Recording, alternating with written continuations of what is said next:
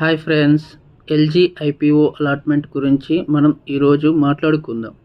చాలామంది LG ఐపీఓకి apply చేశారు.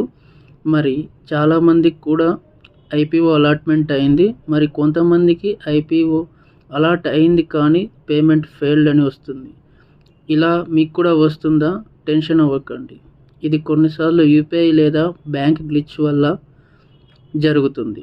చాలాసార్లు అమౌంట్ 1 లేదా 2 రోజుల్లో ఆటోమేటిక్గా డిటెక్ట్ అవుతుంది.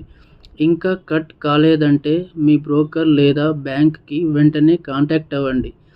ఎందుకంటే సెబీ రూల్స్ ప్రకారం పేమెంట్ కంప్లీట్ అయితే అలాట్మెంట్ క్యాన్సిల్ అవ్వదు. కాబట్టి మీరు యూపీఐ మ్యాండేట్ లేదా బ్యాంక్ బ్యాలెన్స్ చెక్ చేసుకోండి.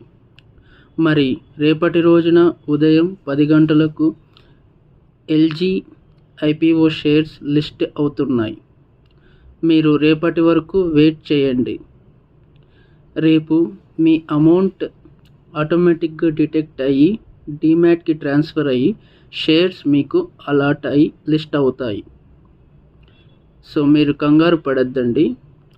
ఈ విధంగా ఫాలో అవ్వండి.